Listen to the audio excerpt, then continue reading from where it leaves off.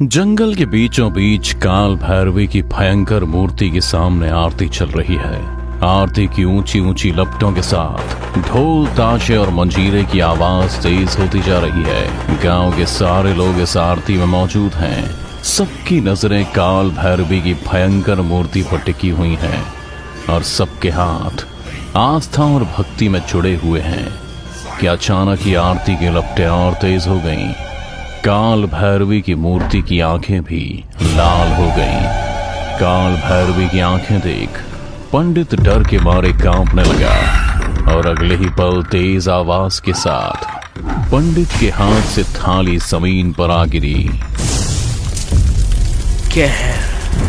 इसे कोरा ना जाबो, इसे कोरा ना जाबो।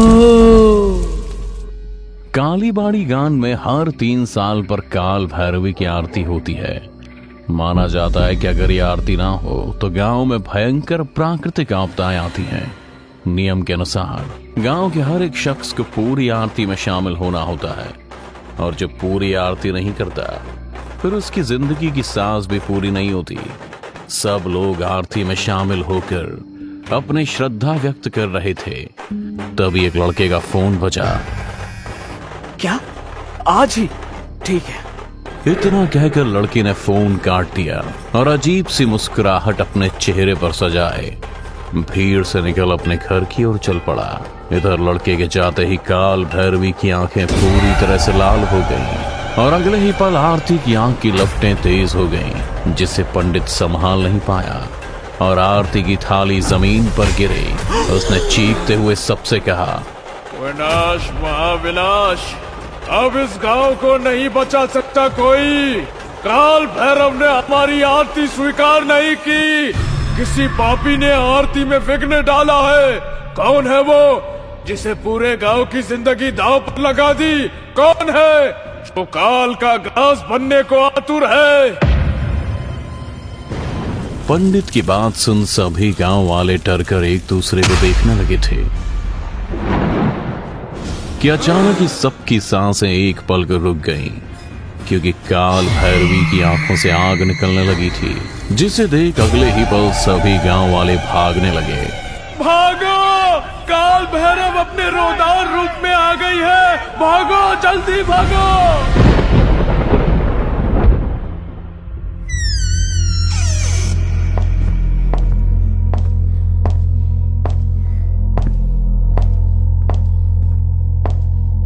इधर जो लड़का फोन पर बातचीत करते हुए बीच आरती में निकल गया था, वो अपने घर पर बैठकर टीवी देख रहा था। तभी उसकी बहन उसके लिए खाना लेकर आई। लो सुजीत, तुम खाना खा लो, मुझे भूख नहीं है। पता नहीं किस बददिमाग ने पूरे गांव को संकट में डाल दिया। पता नहीं अब क्या होगा। सुजीत की बहन सुजीत से बोल रही थी, पर उसका सारा ध्यान तो टीवी में था। इस पर गुस्सा खाकर बहन ने टीवी बंद करते हुए कहा, क्रिकेट के चक्कर में तुम्हें कुछ ध्यान नहीं रहता ना? बंद करो टीवी, चलो बंद करो। इतना कहकर सुजीत की बहन उसकी तरफ बढ़ी रही थी। लड़का भी सिर झुकाए सहमा सा बैठा हुआ था कि अचानक ही टीवी फिर से चालू हो गया। पर टीवी में इस बार क्रिकेट मैच नहीं बल्कि काल भैरवी की मूर्ति नजर आ रही थी, इसे कोरा ना जाबो, जिसकी आंखों से आग निकल रही थी। सुजीत, सुजीत, भागो, भागो, टीवी में आग लग गई है।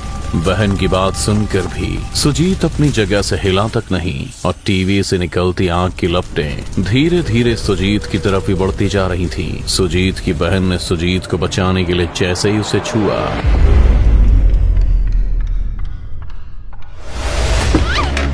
पर उसकी बहन अभी भी सुजीत का नाम ही पुकार रही थी। सुजीत, सुजीत, क्या हुआ तुम्हें? इसे कोरा ना जाबो। हो ना हो इसी ने आरती नहीं पूरी की और मैच देखने वापस आ गया। काल भैरवी इसे नहीं छोड़ेगी। क्या करूं, क्या करूं? मुझे हवन का भभूत लाकर इसे लगाना चाहिए। इतना कहकर बहन ने सुजीत को वो भभूत लगा दी, जिसके लगते ही सुजीत एकदम से बेहोश हो गया था। कुछ होश आया सरला दीदी, अरे मैं नीचे कैसे सो गया और आपने टीवी बंद क्यों कर दिया? कितना शानदार मैच दे रहा था। क्या तुम्हें कुछ याद नहीं? कैसे याद नहीं? हम बस मैच जीतने ही वाले हैं। क्रीज पर अपना माही ही है। इसे कुछ याद नहीं, पर मुझे पंडित जी से मिलकर सारी बातें कहनी चाहिए।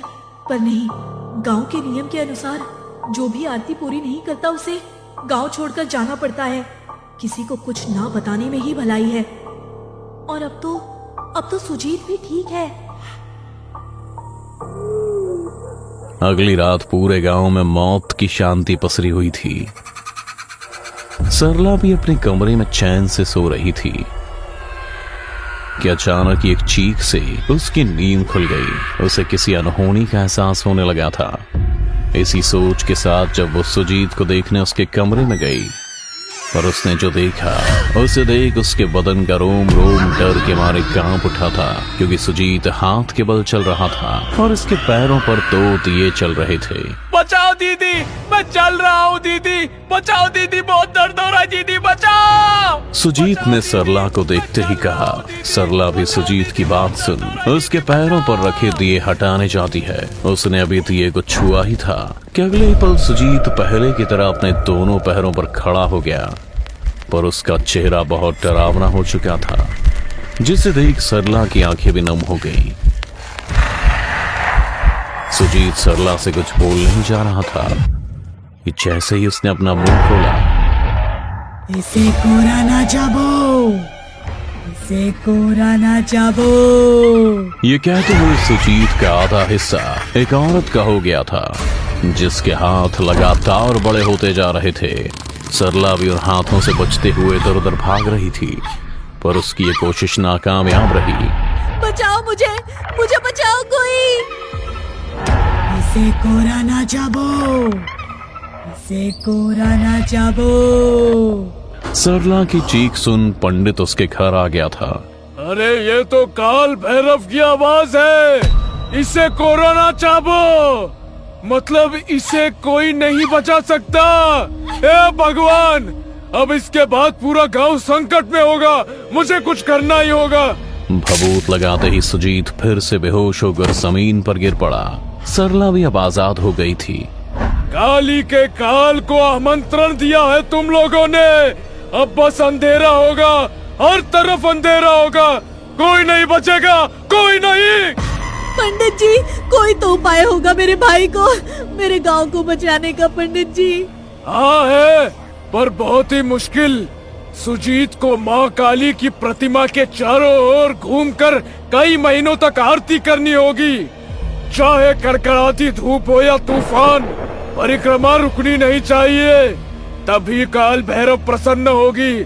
उनके प्रसन्न होते ही अपने आप वो आरती प्रसाद के रूप में ग्रहण कर लेगी। वो प्रसाद खाते ही सुजीत ठीक हो जाएगा।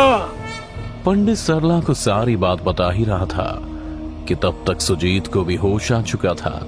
उसने होश में आते ही पंडित से कहा, मैं करूंगा ये परिक्रमा। अगले दिन सुजीत अपने हाथ में आरती की थाली लेकर काल भैरव की प्रतिमा की परिक्रमा करनी शुरू कर दी। आरती की लपटें तेज होने लगी थी और सुजीत एक कदम के साथ एक पुरुष होता तो अगले ही पल वो काल भैरवी का रूप ले लेता और सबसे बस यही कहता, इसे कोरा ना जाबो, इसे कोरा ना जाबो। सुजीत की बात पूरे गांव में गूंज रही थी, जिससे सुन गांव वाले भी डरने लगे थे। इसे कोरा ना जाबो, इसे कोरा ना जाबो। चलो सभी काल भैरव के पास चलो, वो काफी कुपित है। जल्दी जल्दी चलो, उनसे माफी की भीख मांगते हैं। सभी गांव वाले दौड़ते हुए काल भैरवी की प्रतिमा के सामने हाथ जोड़े डरे सहमे खड़े थे। सुजीत भी काल भैरवी की प्रतिमा की परिक्रमा किए जा रहा था और हर कदम के साथ वो सबसे यही कह रहा था, इसे कोरा ना जाबो। सुजीत अभी बोल ही रहा था कि तभी काल भैरवी की आंखों से लपटें निकली और अगले ही पल सुजीत धूं धूं कर चलने लगा। ये देख सभी गांव वाले डर गए थे। अपने भाई को बचाने सरला उसके पास जा ही रही थी, तभी पंडित ने उसका हाथ पकड़ से रोकते हुए कहा, यही गांव के हित में है बेटी। और जब तक सरला कुछ कर पाती, सुजीत चीखता हुआ चलकर राख हो चुका था।